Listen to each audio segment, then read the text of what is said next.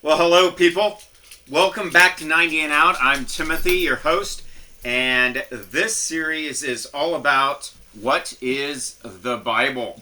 We're not necessarily going to be discussing in this series theology, but more composition, content, creation, and construction of the Christian Bible. So let's get right to it. We've already talked about the Torah, the books of the law. This particular video, we're going to be talking about the Old Testament histories with the help of Iris, apparently. Yeah. So, cue the music and let's get to it.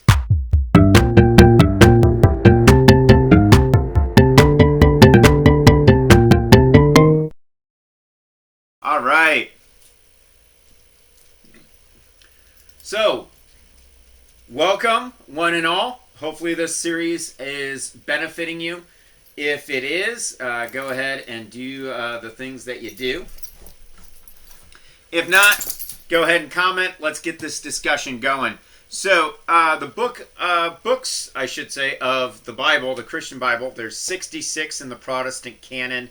The Catholics, Eastern Orthodox, Coptics, they have more books because they also include what are called the deuterocanonical books. We'll get to those in another video. But this series we're going to start with Protestant because they are the 66 books that pretty much all Christians agree on. So last video discussed the creation and composition of the Torah, the 5 books of Moses, also known as the Law. This video, as mentioned in the intro, going to be looking at what comes next. And that is the history books. So the Old Testament, if you're Jewish, is known as the Tanakh. Christians, we just call it the Old Testament. Some of these books are a little bit different as they're compiled. And Iris, get out of here. All right. Yes, you can sit with me. All right, so as I was saying, they start with Joshua, and the book of Joshua picks up right after the death of Moses as recorded in Deuteronomy. The Israelites are on the precipice of invading Canaan, the Canaan countryside, specifically Jericho, and crossing the Jordan. So with the book of Joshua, it's almost like it's 2 books contained in one. You've got the conquest of Canaan in the first half of the book, and then the second half of the book reads kind of like a last will and testament. It's the divisions and separations, the borders of the 12 tribes, and who gets what land, as well as reinforcing the Levitical code. So Levites do not get any land because they are tasked with governmental duties and religious duties. Then you have the book of Judges, and the book of Judges is, it can be summarized by, I think it's the last line of the book. Let me look real quick because I don't want to misquote it. So we've got Judges here, Joshua, Ruth, Judges. I think it's the very end of the line. Yeah. Chapter 21, verse 25. Very end of the book of Judges. In those days there was no king in Israel. Everyone did what was right in his own eyes. That pretty much sums up the book of Judges. There are no heroes in Judges, despite what some people may lead you to believe. There are no actual heroes. There are anti-heroes. There are people who are called and rised up as judges, but they're not really good people. Okay? For example, Samson, not a morally upright guy. He is motivated by vengeance and revenge, not justice. Gideon is also pretty weak. Definitely questions God a lot. There's one judge that the Israelites are forbidden from creating tools. So he basically makes a shiv and goes into the occupying king's chambers while he's doing his business, doing a number two, and basically jabs the shiv into his gut, and it gets lodged inside the folds of his fat. It's pretty gruesome. But that's the book of Judges. The book of Judges is this time frame after the conquest of Canaan, which wasn't complete. They never did completely take over Canaan, the Canaan region. But they kind of settle in, and they do a lot of infighting. There's no unified country of the Israelites. There's definitely 12 tribes. There's one incident where a couple of the tribes gang up on one of the tribes called Benjamin. There's rape. There's incest. There's all kinds of pretty gross stuff happening and pretty not righteous stuff in the book of Judges. And there's definitely two sections to this book as well. There are the first set of Judges, which kind of are righteous. And then there's the second half of the Judges, which is a big downward spiral as far as morality is concerned. You got to keep in mind that these history books are not history books like we would typically know them as. They're definitely theological treatises using historical events for that purpose. Okay, so the book of Judges is not in chronological order. That's pretty well known. The overall consensus is that it's not in chronological order, it's in theological order. And you've definitely got 7 and 7, okay? With an interlude in the middle. The next book is one of my favorite books in the entire Christian canon, and it is the book of Ruth. It's super short, it's 4 chapters long. It is a romance, it's a love story. It takes place during the period of the Judges, and it covers 2 pivotal women, Naomi and the title individual Ruth. Ruth is a Moabite. She's a foreigner who converts to being an Israelite. She literally gives up her entire nationality and identity and home to follow Naomi and become her daughter. It's a beautiful love story. No, I'm not saying like Hallmark love story, although it would make a pretty good Hallmark movie. Let's be honest, it would. However, what it does do is it sets up King David. Because Ruth is like her great-great-grandma, like his great-great-grandmother. Let's see, there's Obed, genealogies, here we go. Boaz had Obed, and Obed had Jesse, and Jesse had David. So 3 greats, all right? Excellent read. It's a short read. There's a lot here going on with identity, personal identity, as well as being a virtuous woman. By the way, when we get to the poetries, we'll talk about a virtuous woman. Proverbs has a lot to say about that. And Naomi is pretty bitter at the beginning. I mean, some pretty gnarly stuff happens. Within the first chapter, her husband dies, her only 2 sons die. She's left in a foreign country as a refugee from a famine by herself. She tells her 2 daughter-in-laws to go back to their father's houses.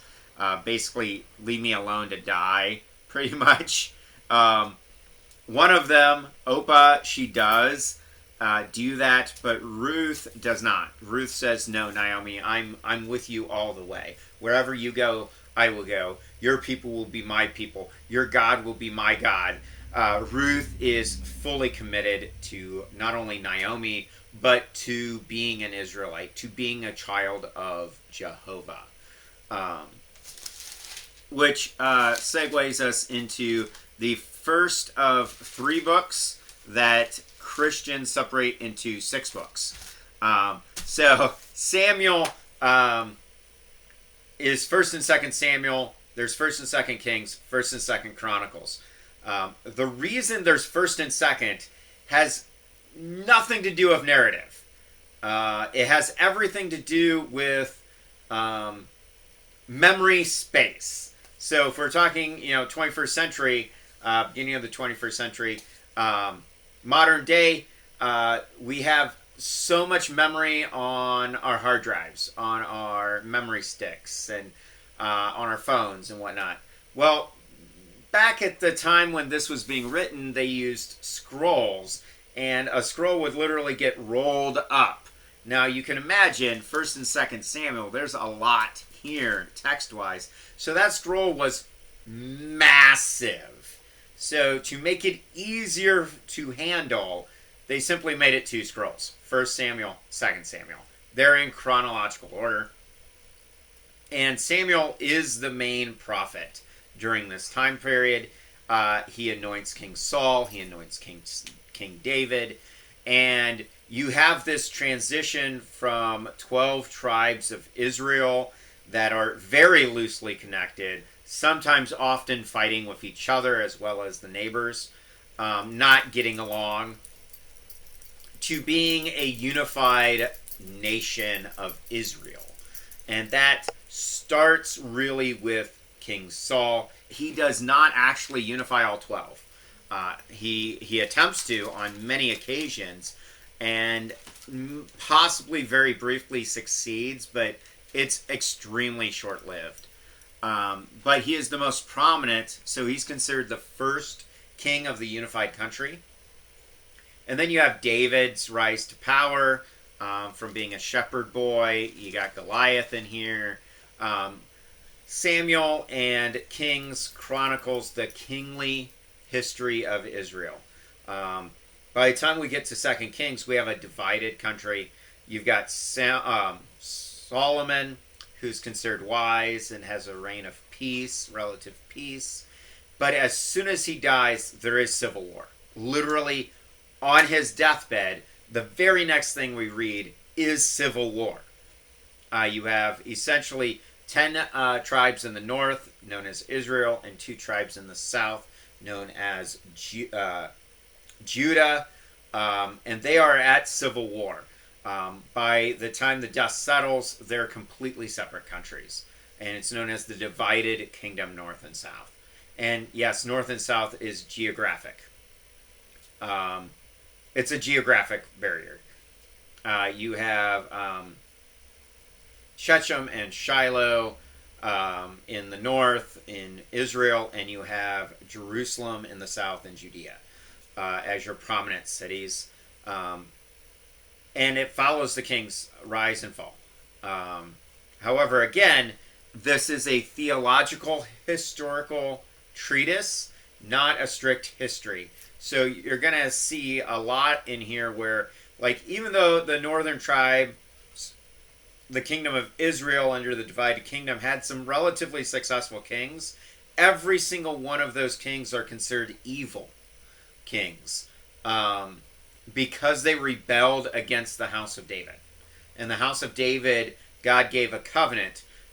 If you watched the previous video on the Torah, and we talked about the 4 covenants, we have the Adam covenant, the Noah covenant, the Abraham, Isaac, and Jacob covenant, and the Mosaic covenant. Now we have a 5th covenant, and that is the Davidic covenant, or the covenant God makes with David, that his house will be a house of kings, and that kingdom will never end. Okay? By the way, that's a prelude to Jesus of Nazareth as a line of David and that kingly order of David. Okay? But because the northern tribes left and rebelled against the house of David, they're all considered heretical or evil. That comes more into play with the 3rd book that gets separated into 2, and that's Chronicles.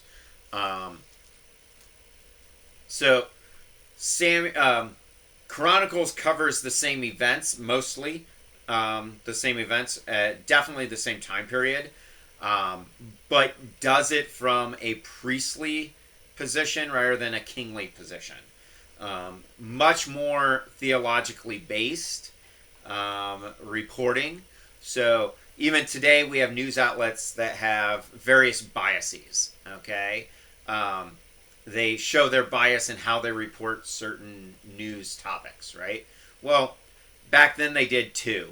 And the recorders, the redactors, the editors, the historians of ancient Israel also had biases. And Samuel and King's account is more of a kingly account, where Chronicles is definitely priestly.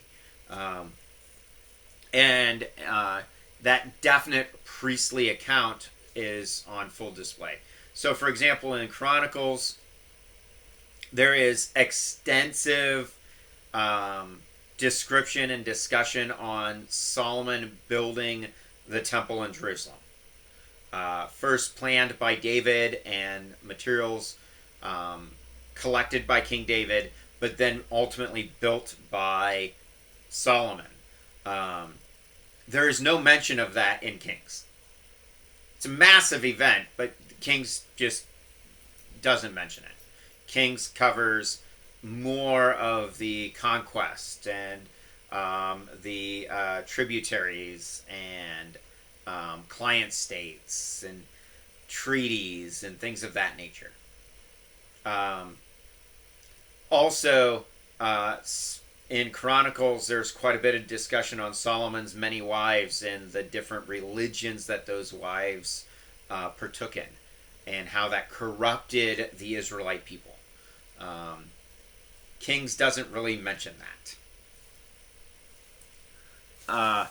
So Chronicles, for the same reason as Samuel and Kings, get separated into two, because it's just long. There wasn't enough space on a single scroll to feasibly put the entire Chronicles on one, so they made it two. So they separated it into two. Also, Chronicles spends much more time in Judea, on the Judean, in Judah and the Judean kings, than it does on the kings of Israel. So that leads us through the United Kingdom and the divided kingdom. By the end of both 2 Kings and 2 Chronicles, we have no more Israel. The nation of Israel does not exist as an independent governmental region. They're not even client states. Okay? So 2 Kings ends with this, talking about Jehoiakim. Now it came to pass in the 37th year of the captivity of Jehoiakim, king of Judah, in the 12th month, on the 27th day of the month, that evil Merodach, king of Babylon, in the year that he began to reign, released Jehoiakim, king of Judah, from prison. He spoke kindly to him and gave him a more prominent seat than those of the kings who were with him in Babylon. So Jehoiakim changed from his prison garments, and he ate bread regularly before the king all the days of his life. And as for his provisions, there was a regular ration given him by the king, a portion for each day, all the days of his life. That's how Kings ends. And he is little more than a puppet for the king of Babylon. Okay? Chronicles ends on similar noting. Okay? So it puts it this way.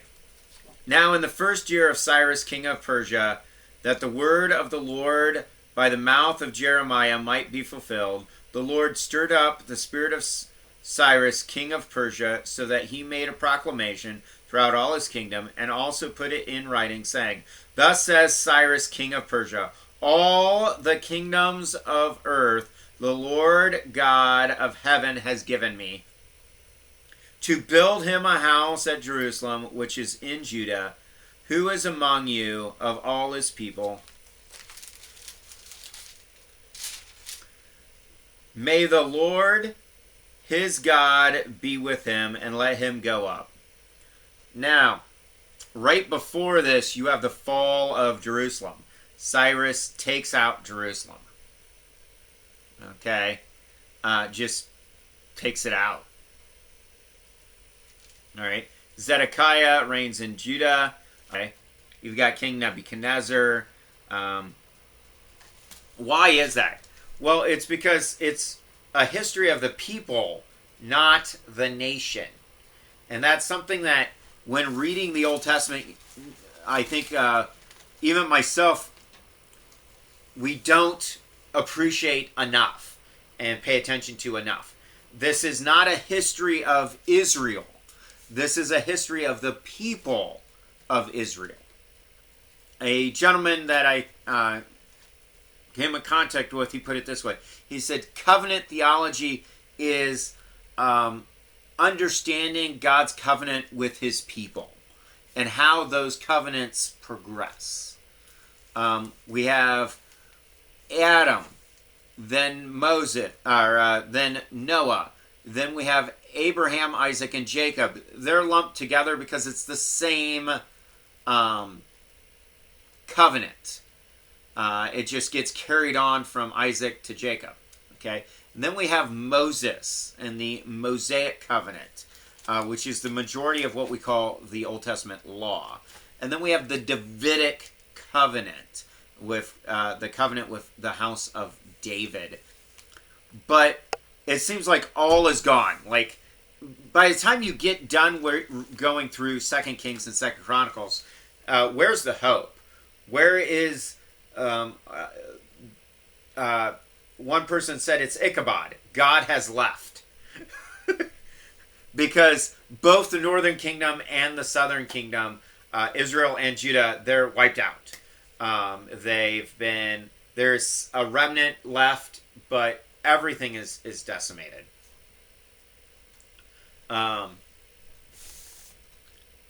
Which brings us to the book of Ezra, Nehemiah, and Esther.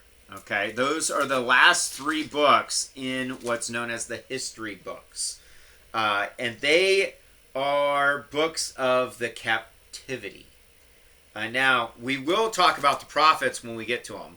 Okay, the prophets speak a lot about the period of captivity. But these are history books. Ezra, Nehemiah, and Esther. So, Nehemiah and Ezra, there's quite a bit of discussion on whether or not they were one and the same scroll at the same time. Now, for the same reason as the previous ones being separated, Ezra and Nehemiah get separated into two scrolls at some point in time between the writings of Malachi, which is about 400 BC, and the first century AD. But they're also seen as one scroll a lot, Ezra and Nehemiah. So, but Ezra and Nehemiah cover the return to Israel from captivity. There's a couple of decrees in which they are allowed to return while in Persia and Babylon. But Ezra starts with the end of the Babylonian captivity and captives returning to Jerusalem. There's this thing about building a wall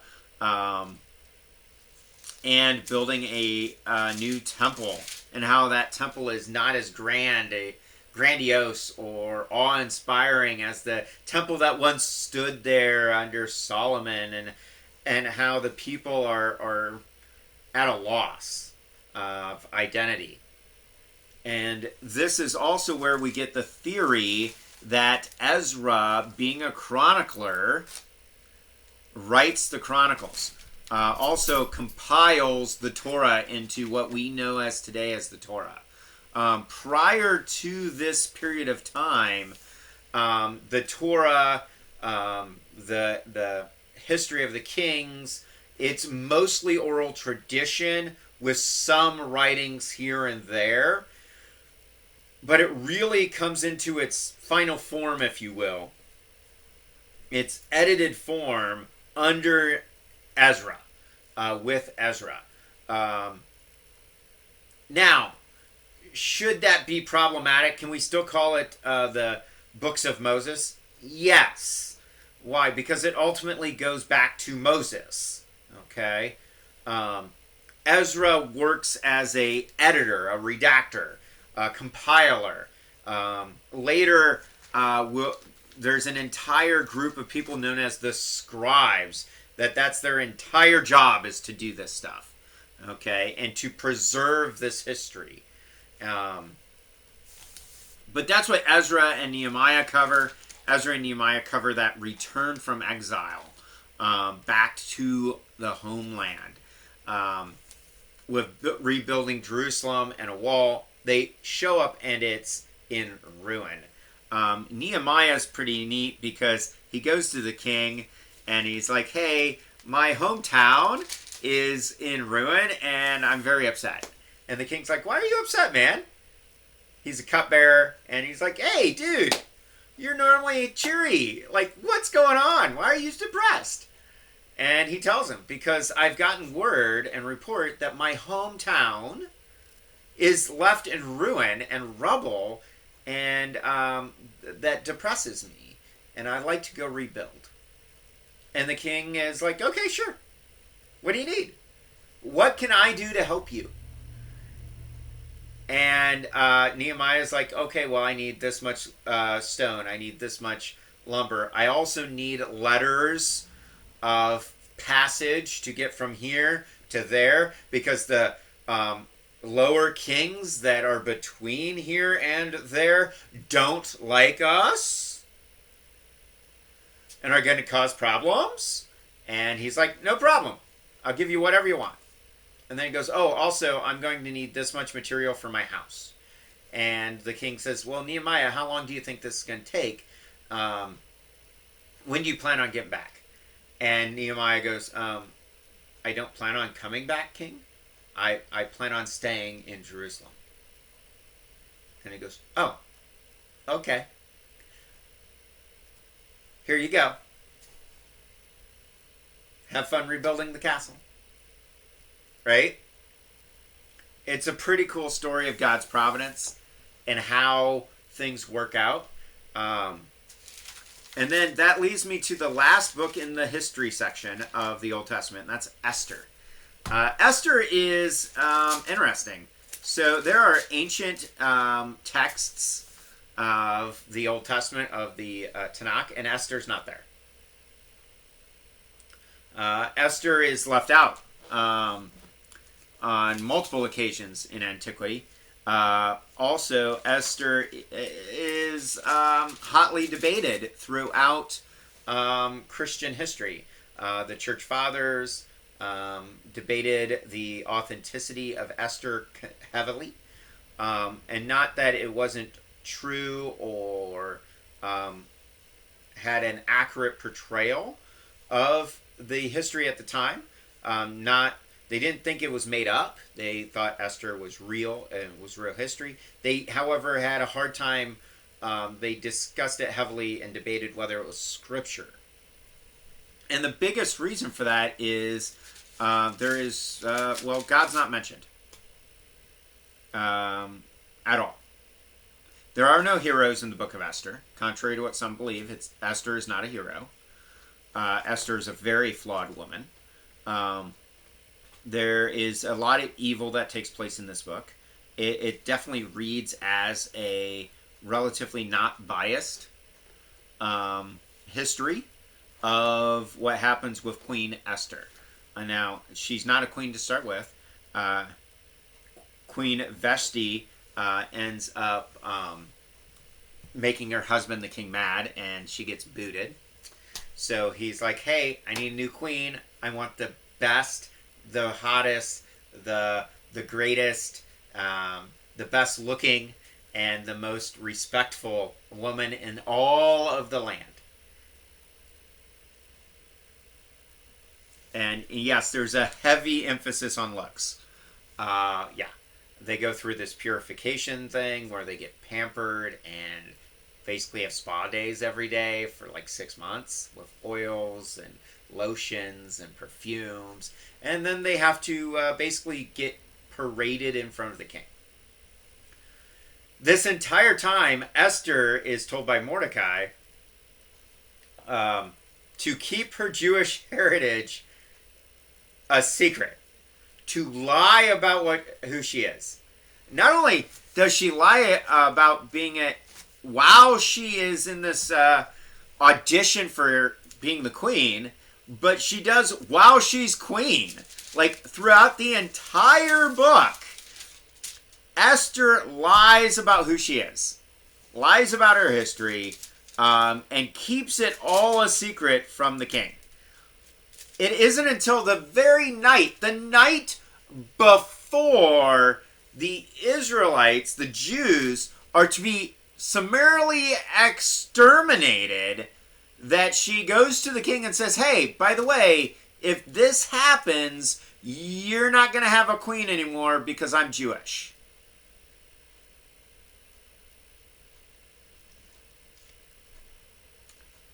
Talk about cutting it close, Esther. You don't think that would have been good to know earlier? Yeah.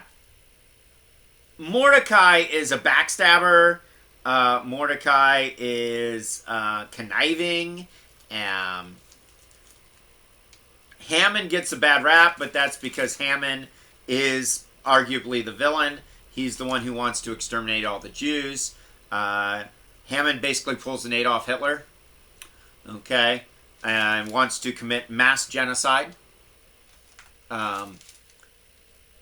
And he does not know Esther is Jewish, by the way. He finds out the same time the king does. Go figure. It is a really cool book. I highly recommend it. If you read it with through the lens of the rest of the Old Testament, there's a lot to understand about what's going on here.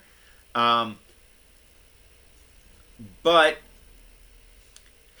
Esther is not a hero in what we would consider a righteous hero. She's not. She's a deceiver. Takes place during Babylon's reign over Judea. And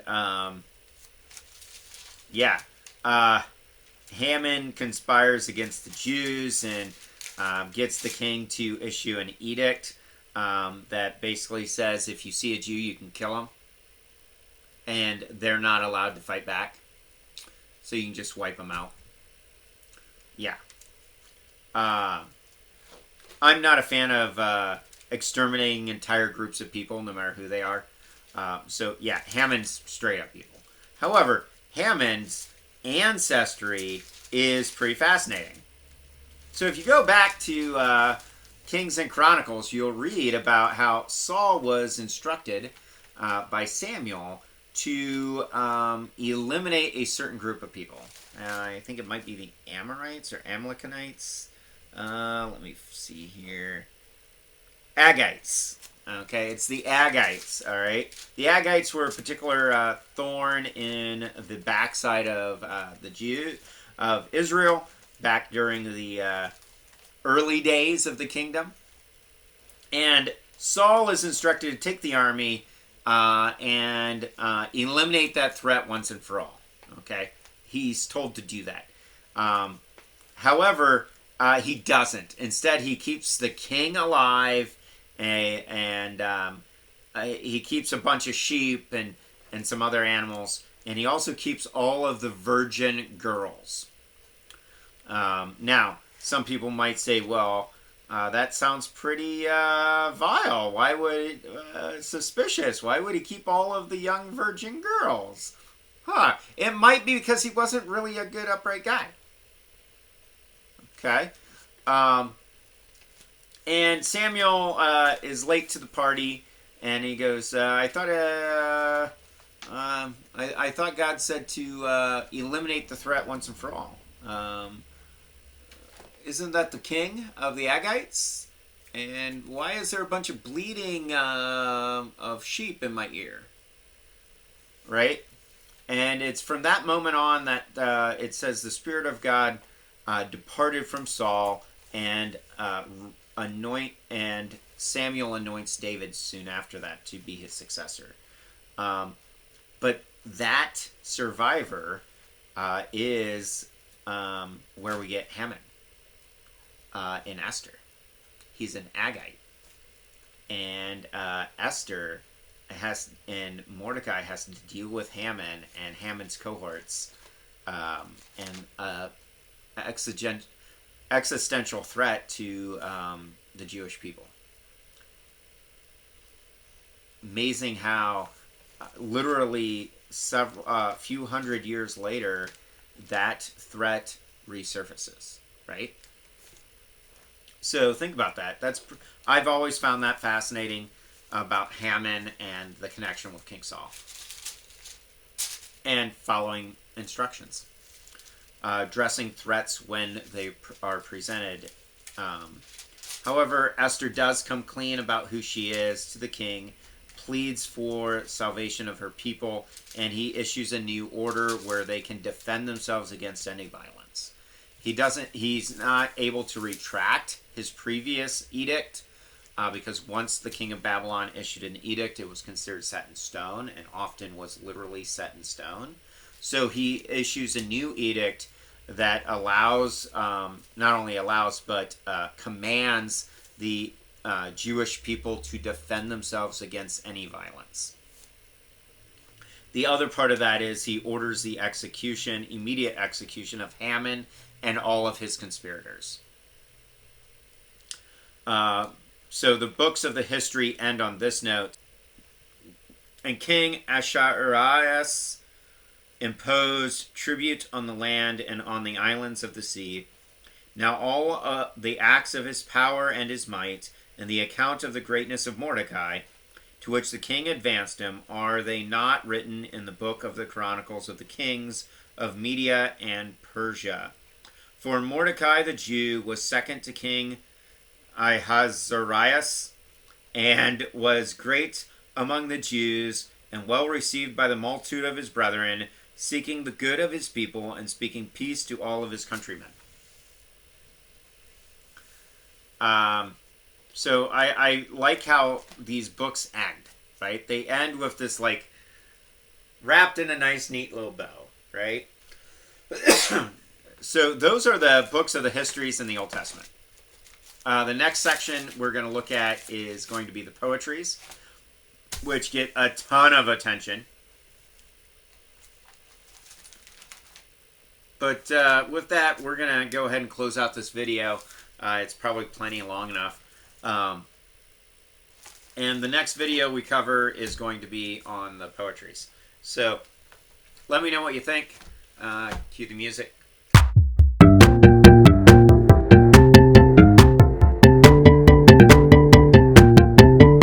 Alright, well, thank you for watching. If you're still watching and you feel I've earned that sub, that like, that thumbs up, please do that. Help this channel grow and support 90 and Out and what we're doing here. Also, if you haven't and you're still watching, thank you. I appreciate it. Let me know in the comments either way. I'd love to have a discussion with you. What do you think about the historical aspects and authenticity of the history books in the Old Testament? Let me know. I'd love to hear from you. And do all those social media stuff. Help this channel grow. Thank you. May God bless you and keep you. May his face shine upon you and give you peace. God bless you.